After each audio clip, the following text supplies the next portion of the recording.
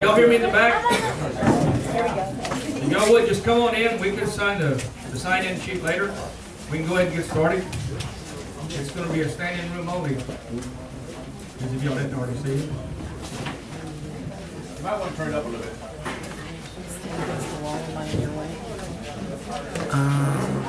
Right about over by him. Thank you.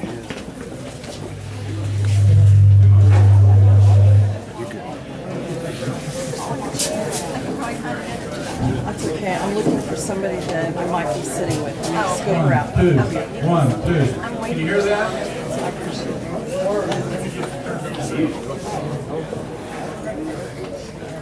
One, two.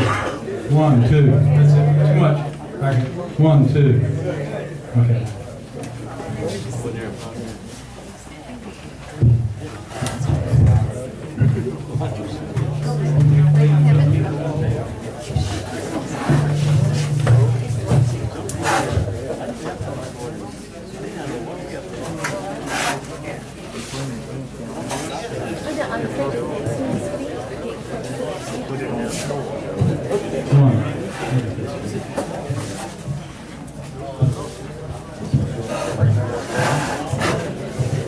Okay, we're going to go ahead and get started. I'm Dickie Jackson. I'm the Wilson County Judge, and if y'all would please stand up, let's do the pledge of allegiance to the flag. Pledge allegiance to the flag of the United States of America, and to the republic for which it stands, one nation, under God, indivisible, with liberty and justice for all.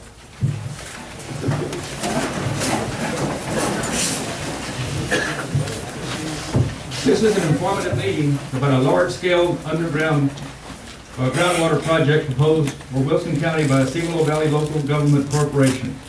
This project is taking place north and east of Stockdale, between Stockdale and Union Valley, and north of Pandora. Before I get started, there's some people I'd like to recognize, just as dignitaries and people from other towns. From the city of Livonia, we have the Mayor Robert Gregory and City Manager Yvonne Griffin. And from the city of Pope, we have the Public Works Manager Buck Griffin. City of Stockdale, we have the Mayor Ray Wolf, City Manager Banks Aiken. With the Evergreen Underground Water Conservation District. Okay, we have Diane Savage at the table. We have Russell Labas. And two of the hard workers, and I didn't get their name. I got their names, but I haven't got them with me right now. Okay, with Sunco Water Systems, we have Joe Beatrick. And also with Southwest Engineering, we have Clarence Littlefield and Neil Goodrich. Okay, we have Steve Robbie with the San Antonio River Authority. And Commissioner Larry Wiley. Okay, and with the Cibolo Valley Local Government Corporation, we have Alan Cockrell and Justin Murray. Okay, with San Antonio River Authority, you have Dr. Darrell Branlow. He's also was a government appointee to the Evergreen Underground Water Board.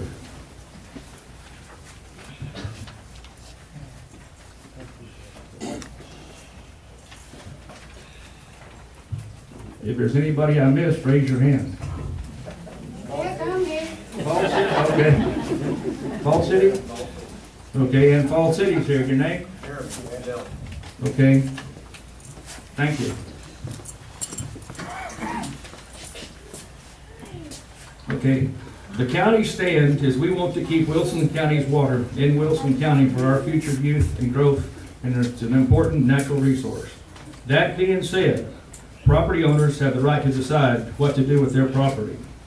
Okay? We're here tonight to inform you of the impact to our primary rural water provider. Okay, this meeting is to inform you the rules and regulations governing underground water. Okay. This meeting is to make you better informed. I'm going to go ahead and go to our first speaker. Okay. It's going to be Steve Robbie, the Director of Technical Services for the San Antonio River Authority, Administrator of the Regional Water Planning Group, and he's a Wilson County resident.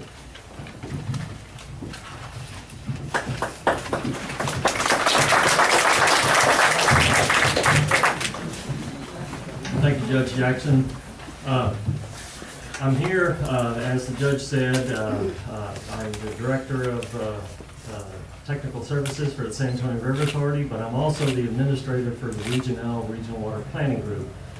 And I'm going to talk to you about the regional water planning process and how that, and it's actually part of the state water plan.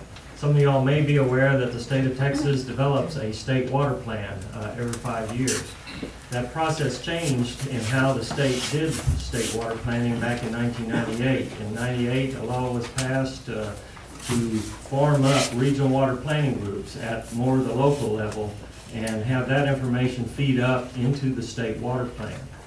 So the legislature divided the state into 16 regional water planning regions, and the area that Wilson County is known as Region L, or the South Central Texas Regional Water Planning Group.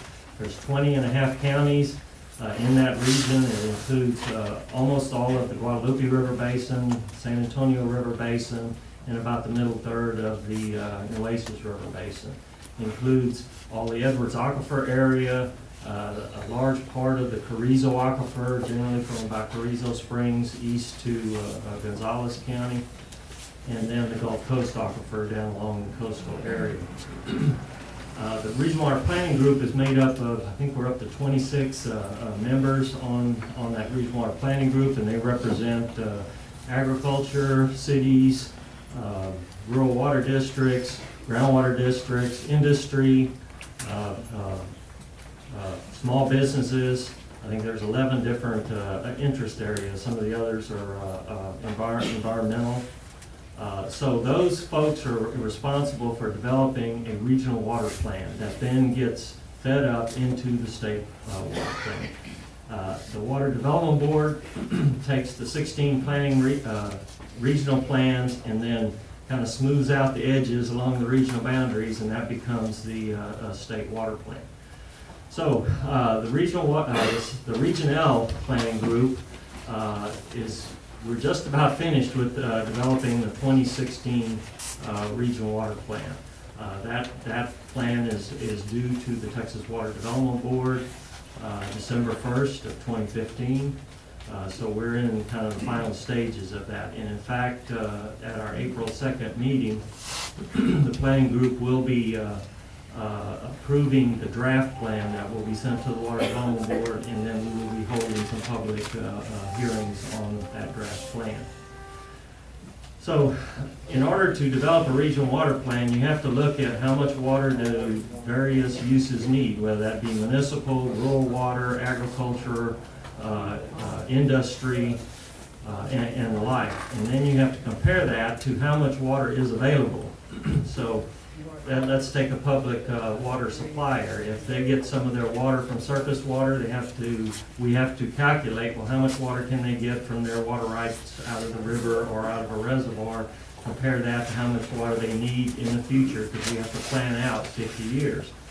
If they don't have enough water to meet their 50-year water needs, then we have to propose projects to meet their need. And where do we get these projects? We ask those water providers what projects they want to put in the plan. If it's a water provider that is dependent on groundwater, we do the same thing. We see how much water is available from that aquifer and then do the math again. Do they have enough well capacity and permits to meet their need 50 years out? If they don't, then they have to propose projects to meet that need. So one of the guidelines that the Water Development Board puts on the regional water planning groups is we cannot over allocate a supply. So we can't have more people drawing on it than that supply can produce. Again, on the surface water side, if there's a reservoir out there, we can only allocate to water users the amount of water that that reservoir can safely produce every year. On the groundwater side, the Water Development Board requires the planning groups to only allocate up to what's known as the modeled available groundwater. And that number then becomes the cap for regional water planning. That is not a permitting cap as far as the groundwater districts are concerned, but it is a planning cap. So in the case of the project that is the subject of today's meeting, That project is proposed to develop 10,000 acre feet of water per year. And an acre foot is roughly 1 acre a foot deep, or the size of a football field 1 foot deep. So in order for that project to go into the regional plan, we have to look at, well, how much water is available from that particular aquifer, in this case, the Carrizo aquifer in Wilson County. And we have to compare that to all, and subtract from that modeled available groundwater, all the existing permits and grandfathered wells that are already drawing on that water. In this case, in Wilson County, there are already more existing permits and grandfathered wells that essentially use up that modeled available groundwater. So one depiction of this particular project that Cibolo Valley has proposed is to show it in the plan with zero yield, and the planning group is going to do that. But because that modeled available groundwater can change over time as better science comes about, and there's a process to do that every 5 years, we also show the project at its full envisioned size, and that is the 10,000. So it's shown both ways in the regional plan. So with that, I'll close, and I guess we'll have questions at the end. Thank you. There will be a question and answer session at the end, and everybody that's up here to speak tonight will be able to answer your questions, and we're going to allow Mr. Cockle to answer questions for you also. Okay, next we got Russell Lavas, General Manager of the Evergreen Underground Water Conservation District and member of Regional Planning Group. And he is here to speak, and also speaking at the same time he will be Dr. Darrell Brown.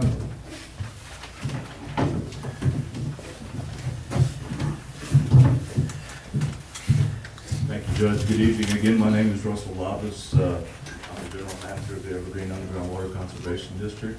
Our district covers 4 counties. We cover Karnes, Wilson, Atascosa, and Frio counties. I myself have been with the district for about 4 years. I've been the General Manager for about the last year and a half. I was born and raised in Karnes County, and I still reside there.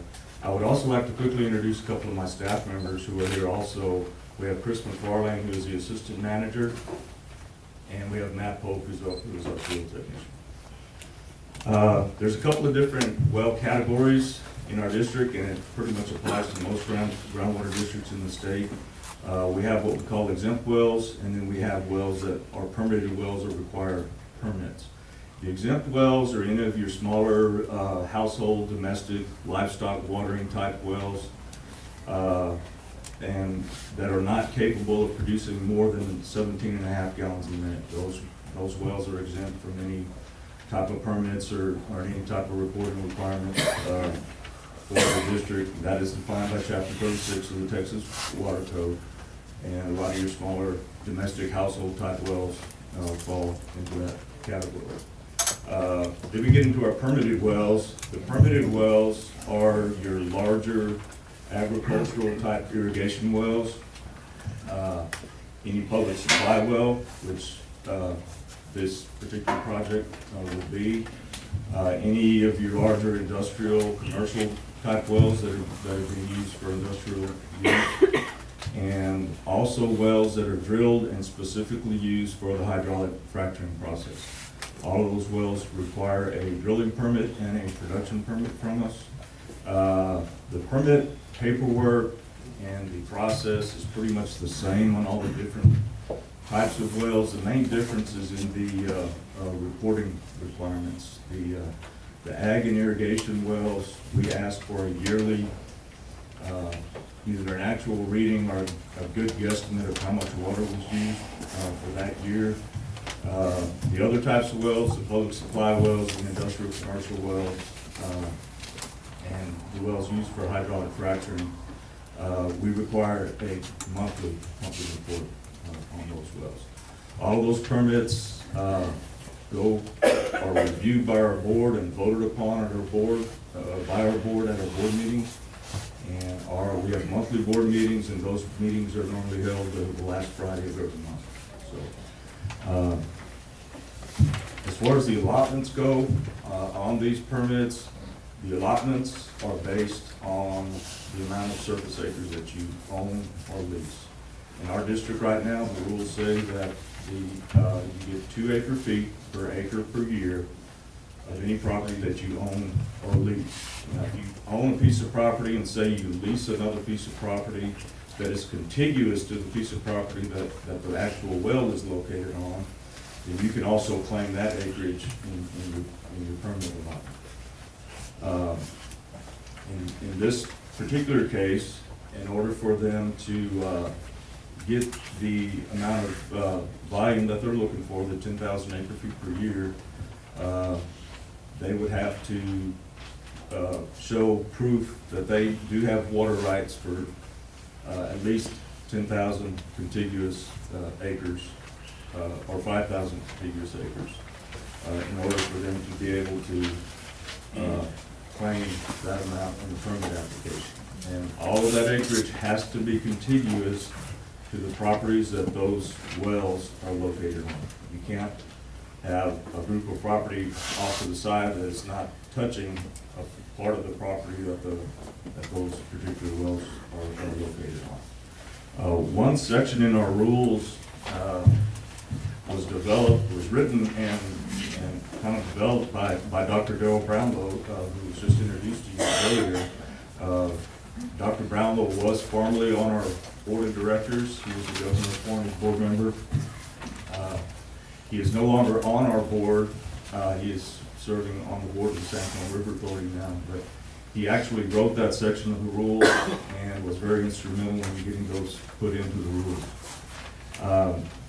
That rule, or that paragraph or chapter of those rules, basically says that if a large-scale groundwater project is capable of yielding greater than 5,000 acre-feet of groundwater annually, then prior to any production wells being drilled or any production starting, they have to drill at least 3 monitor wells around the perimeter of this whole property that the project is located on. And those wells have to be within 50 feet of the subject property boundaries. After those monitor wells are drilled, our district staff would go in and establish a baseline water level on those 3 wells. That would be our starting point. Once production and pumping actually begins, if the water level falls below 50 feet for a 3-month consecutive period of that baseline level, then we may temporarily suspend the pumping permit or reduce the permit production amount until the water level rises back to or above the baseline static water level. If at any time during the permitted activities, the average static level in all monitoring wells falls below 75 feet of the baseline static water level, the district may suspend the permit pumping throughout the remainder of the permit period. And that's the rule as it's written in our rules. And Darrell will certainly be able to answer more questions on that, as he was instrumental in getting that put into our rules.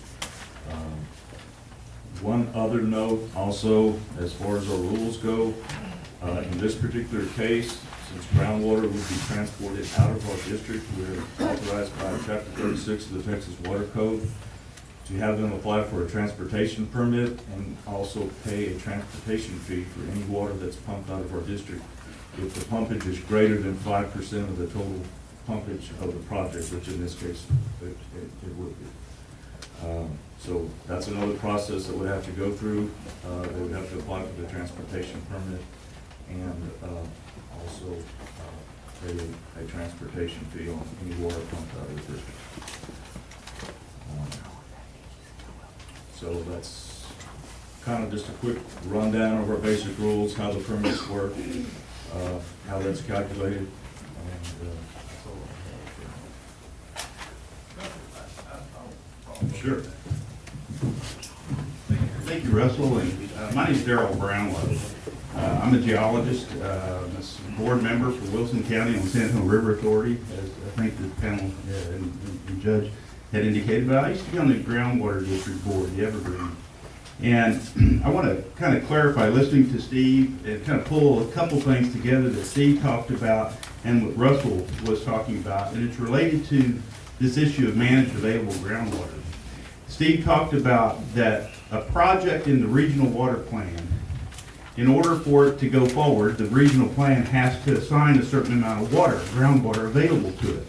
Well, who determines the amount of groundwater available to that project?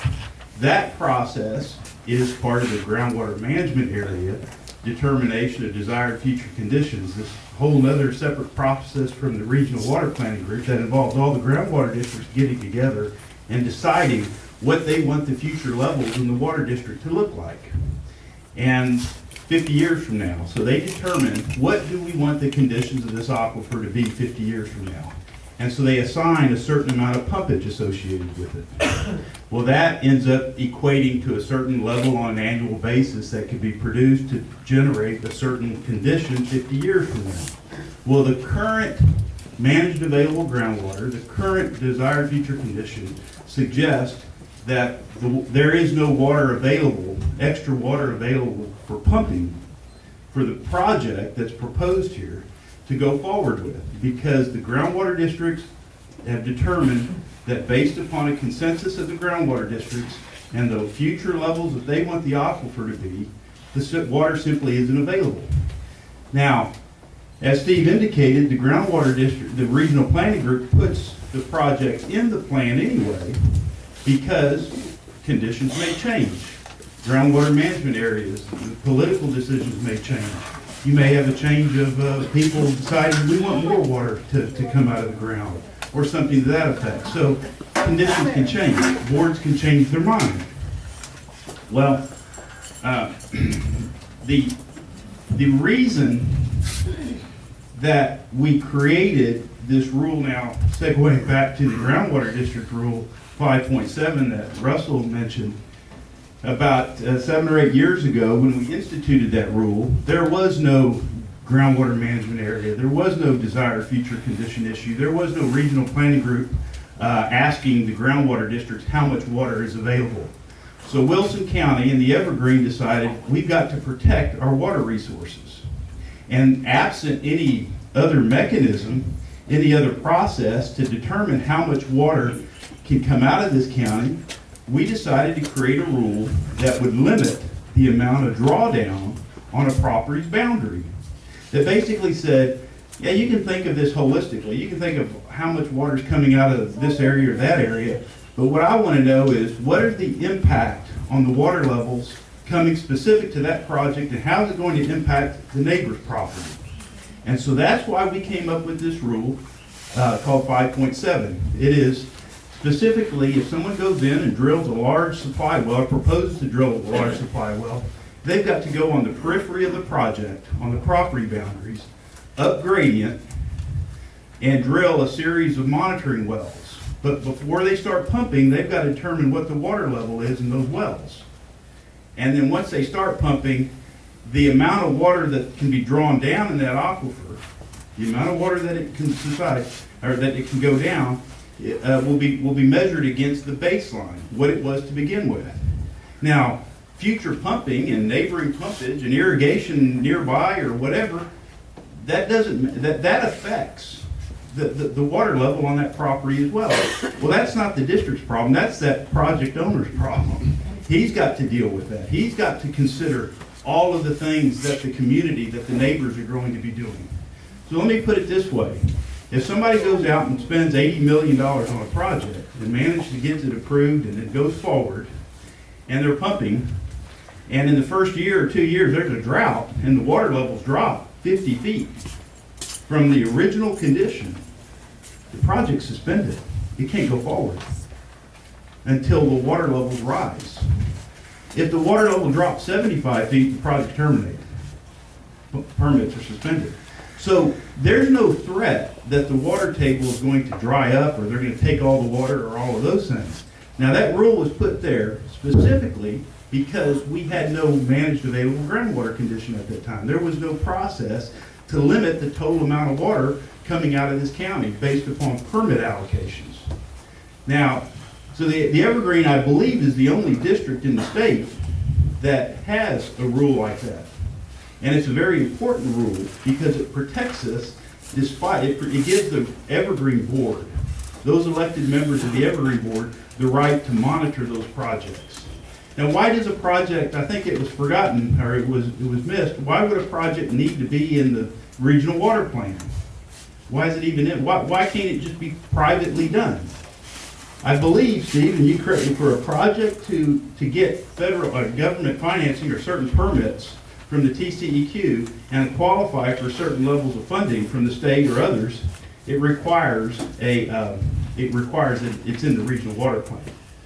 So my thinking, and I don't want to overstay my welcome here, but if this project goes forward, the push will be to modify the desired future conditions in the managed available groundwater, to change the conditions that would allow there to be more water available within the county. So if this project, like I say, is to go forward, I think that's where the action will be towards the groundwater management areas to, in the future, try to change the desired future conditions and allocate more water for Wilson County. So I think the district is in pretty good shape with respect to protecting that water supply because of the existing rules. But there is a concern going forward that just because the plan says this today doesn't mean it can't change tomorrow, depending upon the public's input. And seeing that there's enough people here and there's a great deal of interest, I think it's something that everybody needs to be aware of. I mean, this is real stuff. I mean, this is your water supply, and it could be impacted. But I think the Evergreen is in a very good position, and I think we've got a very active community, something we don't see in other areas. So I didn't mean to overdo it, and I certainly will answer any more questions. But Thank you, Dr. Brownlow. Okay, the next speaker is going to be Joe Beatrick from our Sunco Water Supply Corporation, and I think also speaking at the same time to be Clarence Littlefield with Southwest Engineering. Good evening. I'm Joe Beatrick. I'm the general manager of Sunco Water, and I've been with Sunco for 31 years. Sunco is one of 5 corporations here in the county established by the state to supply water into the rural parts of the county, and trying to get better water than what folks usually had with nasty iron and old water. So seeing the rural water coming through the county was a plus. In saying that, I just want to share a little bit of what actually I experienced in the last 31 years of working with Sunco. Well, within the last 30 years, we at Sunco Water, we installed a minimum of 600 water meters throughout the service area of Stockdale and Floresville. 500 of these accounts would be in new homesteads. Young and old families moving into rural Wilson County. Dads and moms giving up portions of their farms to their children so they could start their own lives together. Or dads and moms finally selling their homes in the big city and moving to the country to live out their dreams of raising their children in rural America. Why, just a year ago, my wife and I actually divided our farm among our 3 children. The same farm that was passed down to us, and now our daughter and son-in-law staked their claims and they built their home. Where I'm going with all of this is that without quality water, we really don't have much to have. Our small towns and our county couldn't survive without decent water. Years ago, people moved to the big city for a better way of life. But today, we can find that same great city life here in the country. But our country dreams are being jeopardized by the big cities that are coming to buy up all of our water rights. San Antonio is already pumping out of the Carrizo in western Wilson and Bexar County and in Gonzales. Schertz is pumping out of the Carrizo and Gonzales County near the Wilson County line. And now they are proposing a new well field here in Wilson County. Among the water that's already being pumped by Saws and Schertz out of Gonzales County, our water tables are already dropping. And if this new project should come in, the tables will drop as much as 100, if not more, just in this area here alone. And maybe as much as 130 feet if your wells are closer to these well fields. When water levels drop so low, our quality and quantity of water also diminish.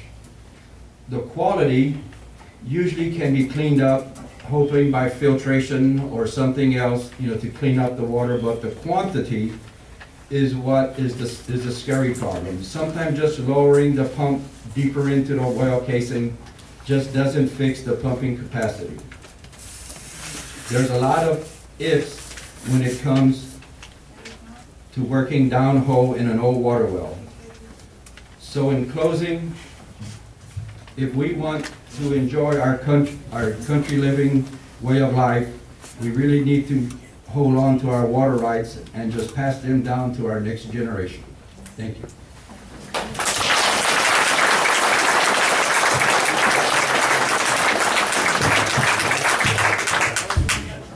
I'm Clarence Littlefield with Southwest Engineers. We've been privileged to represent these 4 or 5 rural water systems that Joe talked about. We're also the engineer for every municipality within the county except the city of Floresville. So we have been working with these rural communities and cities, the whole county really, for 35 years plus. So we have what I think a vested interest in protecting our clients' water system also. Today we downloaded what Dr. Brownlaw talked about, and that is the groundwater management area. And on that report, they indicate that the Carrizo-Wilcox in 2060 will require up to a little over 35,000 acre feet.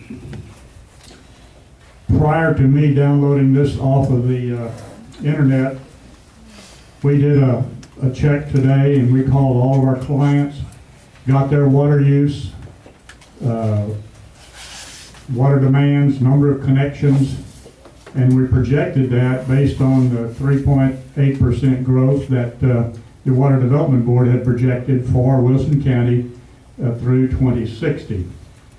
And our numbers came up to right at 39,000 acre feet of water required for these existing public systems in the county. As was pointed out, there may be additional waters made available in the future, and those additional waters would be for pumping from lower levels. So the lower you get, the more water you can pump. But at some point in time, that's got to stop. There won't be there. I think the indication was that when we pump down 75 feet, but that's at the perimeter of that water district, or that user, that they would have to stop pumping. I think there will be a slide presented a little bit later, I hope it will be, that will show the impact that the Gonzales County water use has. It also shows the SAWS Aquifer Recharge project and what its projected drawdown is. And those numbers are staggering to the effect that in Wilson County alone, about 80% of Wilson County will reflect a 70-foot drawdown. That's just from the users outside of Wilson County. So if we still need the 30-something thousand acre feet in Wilson County, the water levels obviously will go down tremendously. And adding 10,000 acre feet of water outside to come in can only do one thing, and that is adversely impact the water available to the customers in Wilson County right now. Thank you.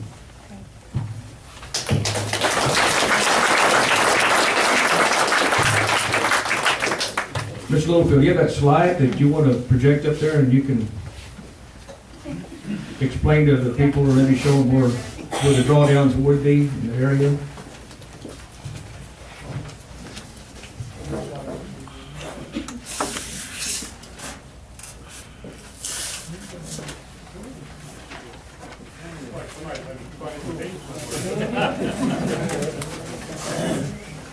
Okay, I'll talk loudly. This is Wilson County here. This is Gonzales County. This is the Saws water well project here, and this is the Schertz-Cibolo. I may have them reversed. This may be Schertz, and this is the Saws project. This is projected, I think, this is what the groundwater will look like, the static level of the groundwater in 2060, as I recall. They're expecting it to be 130 foot down. Interesting to note, over here is the Saws recharge well. I think we were informed that there would not be a drawdown of water anywhere else, there would be a mounding of water. This particular report shows that it will also be 100 foot of drawdown in the north or the western part of Wilson County. So when all of these are combined, this is 70 foot of drawdown, this is a 70 foot drawdown. The only thing less than 70 foot of drawdown is along the Bear County line. So with that project, and it doesn't reflect the 10,000 acre feet, which would be somewhere in this vicinity, or the impact of the additional 20 or 30,000 acre feet that you residents of Wilson County will experience. So we're going to have enough problems without any water available outside. That's what I see from this slide. Thank you. Our next speaker is one of us. He is property in the area that we're talking about, and he also is a Wilson County Commissioner, Larry Wiley.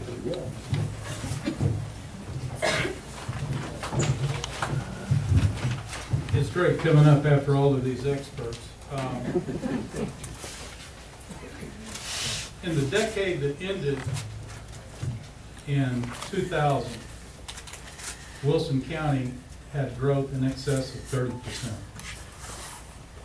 10 years ago, I met in the same building with a number of you as a group of citizens that were here because of a concern about a pipeline that Saws was going to run through the county. We just ended a decade where the county again had a growth rate in excess of 30%, 32.4, and we are, or were, through that decade, the 16th fastest growing county out of 254 counties in the state. I serve on the development committee, and when you look at the number of new subdivisions that's coming into the county on the northwest side, you recognize that we're probably going to be another 30% growth this time. The motto that we dealt with back then was our water essentially for our needs. It's a different thing to come and protest, sort of what we did, we asked questions, a pipeline that Saws is running when you're not getting any money in your pocket. It's a little different situation, quite frankly, when you come back and there's money for you and you, me, and everyone else. And so it changes the story somewhat. And most of us are not fortunate enough to be wealthy that if you take a look at $1,000 a month, $500 a month, $2,000 a month, and upwards, it's hard to turn away from it. I know a lot of you, I don't. My precinct takes up a good chunk of the county. It includes everything that is within this area that we're talking about. And the property that I own is in the middle of it. And for full disclosure, I sat down with, matter of fact, they came to see me first, at least that's what they said. And I sat down with their representative, whose first name was Renee, and signed the document last October the 17th. but below our signature, we made a note that we will not sign a lease as written. And it was rejected because I never got payment. I'm not really looking for payment. There's a lot of things I didn't understand at that point, except I'm like everyone else. You take a look at, I don't own a lot of property, but you take a look at a couple of $1,000s a month in your checking account, and that looks pretty good. When you take a look at maybe not being able, in the worst case scenario, to supply water to your livestock or to other things, it doesn't look so good. Judge Jackson began by saying that this is an informational meeting, and that's what it is. I would encourage you to think about the fact that every time you get a profit, it comes at some cost. And you have to weigh the profit against the cost. This is a long-term lease, 50 years, best I recall. In 50 years, it probably won't matter much to me. And in 50 years, it won't matter a whole lot to my children. Questions that I have is, if I sign this lease, and I have no plans to do this, but I decided that I wanted to sell my place, does that impact the ability of me to sell my place because I no longer have control of the water? That's an issue to think about. Again, if you sign this lease, is it going to limit what you can do to your property in any way? Because when I looked at the lease, and I didn't get to the point of going to an attorney, there were things that's, I'm sure a lot of you have signed an oil lease. And if you signed the oil lease the way it's presented to you, then you probably didn't make your best deal. And I'm not talking more money. I'm just talking about who pays the taxes that are associated with the movement of the water. Do you pay it? Do they pay it? Is that money that you're going to get, is that gross or is that net? There's issues that you need to be mindful of. It's your land, it's your water, they're your rights. You can do what it is that you want to do with them.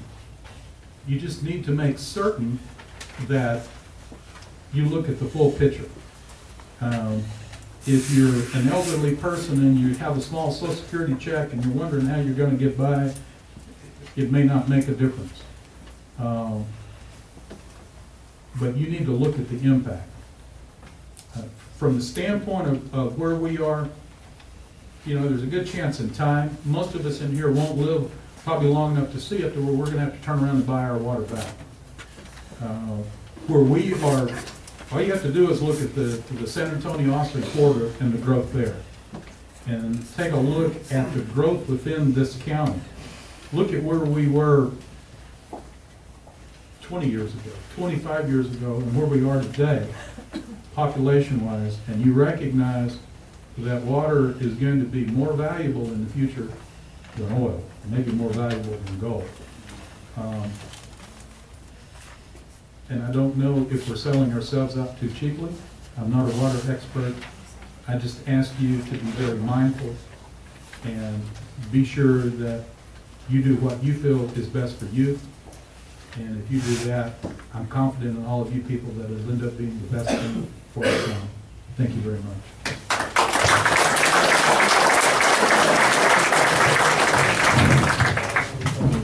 I'm not an expert like some of these guys, but I do have, you have heard a lot about a 50-year water plan. Okay, Schertz-Cibolo and Cibolo are implementing their 50-year water plan with water from Wilson County. That's something we need to think about there. This is going to be a question and answer session right now. You can ask Mr. Cockrell, Dr. Brownlow, anybody that spoke tonight a question, but I have the first question of Mr. Lavas, and it is, if you lease your 2 acre-foot of water, how much is left for the landowner? What can the landowner do? That certainly depends on how the lease is structured.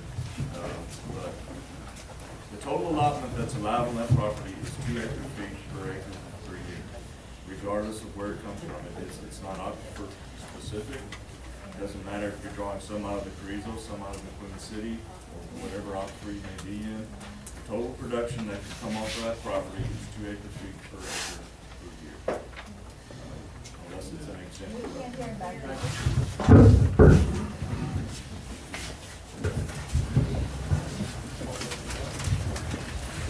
I'm sorry, normally I'm pretty loud. I thought maybe y'all could hear me. Again, the total production that can come off that piece of property is 2 acre-feet per acre per year, regardless of which aquifer it's coming from. It's not aquifer specific. So you may have a scenario where you're pumping some water out of the Carrizo and pumping some water out of the Queen City, but the total production that can come off of that property is still 2 acre-feet per acre per year.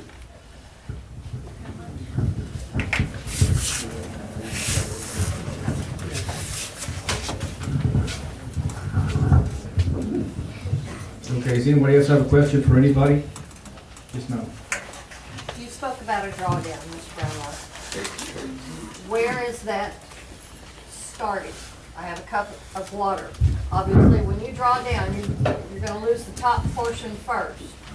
Where is that first level beginning where you're calling that 50-foot or 75-foot drawdown? Where are you? I think as Rule 5.7 is written, that when the permits are approved, you go out there and you drill a monitoring well, and then you measure the depth below surface that the water table is at. I think it's over a three-month period. And then once the pumping begins, the change is the difference between what that first baseline was. So for example, once the permits are issued, you go out there, the monitoring wells are in place, and you measure the water tables 100 feet below surface. Well, that would be the baseline.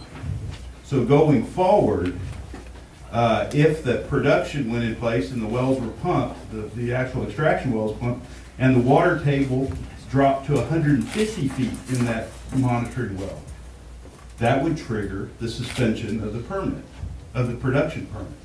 So it would be on the day the permits are approved or the first monitoring at that point, which is very interesting because when you look at the 50-year modeling and all these other things that are going on and suggestions that you're going to have 100, 150 feet of drawdown just based upon the existing pumpage in some areas as it stands, how will a new project exacerbate that pumpage itself? Well, Rule 5.7 doesn't care.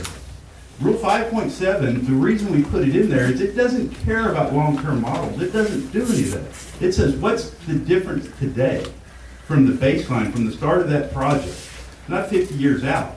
What's the change if 2 years later, within the first year, that water level dropped 50 feet because they turned those pumps on, and it had that effect? It would be suspended. The Evergreen would have to suspend that permit or modify it, reduce the production. If it dropped to 75 feet, the permit is terminated. So there's a great deal of risk. Now, what concerns me, that's a very egregious rule. If I'm a water purveyor and I want to go after and develop water, I'm a little concerned about that rule because I want to fight my battle in the groundwater management area. I want to try to change the politics and convince people to allow more water to come out of the aquifer averaged on a total county basis. Now understand, when we talk about those drawdowns, I believe the groundwater management area in Wilson County specifically saw a 45 or 50 foot drawdown over 50 years based upon the desired future conditions. That was an average. That's the average drawdown over 50 years across the county. Average over 50 years across the county, the change over the course of 50 years. That doesn't tell you anything about what's happening on my neighbor's property. That's an average across the entire county. In fact, when we talk about desired future conditions and reductions in water level across the entire GMA, the groundwater management area, which is I think 13 counties, the average drawdown might be 23 feet. And they say, look, the average drawdown is 23 feet over the course of 50 years. That's not very much water. That's insignificant. Bull. On my property next door, it's 140 feet. If you average 140 feet, And 0 feet, that's 70 feet. Average that with a bunch of 20s and 30-foot reductions, you end up at 43 feet or 25 feet of average drawdown. Rule 5.7, the reason we did that was very specific, to measure the impact on those neighboring properties, irregardless of some silly, I shouldn't say that because, well, yeah, I should say that, because of that process. So I hope that clarifies it. So, as I say, I'm concerned about it. But it looks like Gonzales is already going to affect this. So there's the Absolutely, other there's the And there's conundrum. a huge meeting in Gonzales on Wednesday because they're trying to change the board so the president can vote to drill. There's so many players that go into it. It's very startling to But people the last who time I have was at a water oil. meeting in Stockdale, Texas, was about 15 years ago, and it was over the Cibolo Reservoir. And it took 7,000 signatures to convince the regional planning group to take that project off. That's a whole lifetime ago, it seems like. This is real, and this is very, very important to understand, that the Evergreen District that you're paying taxes to, that I'm paying taxes to, that my water wells are in, all of us, and we pay taxes to that. It's an ad valorem tax. That 5.7 rule that we created is very specific to, it's project specific, it's location specific, which has nothing to do with desired future conditions in groundwater management areas and regional water planning and all of those things. It's a catch-all that we stuck into the Evergreen rules, and as I said, I think we're the only district in the entire state that has that provision. Now, that provision actually came about through a legal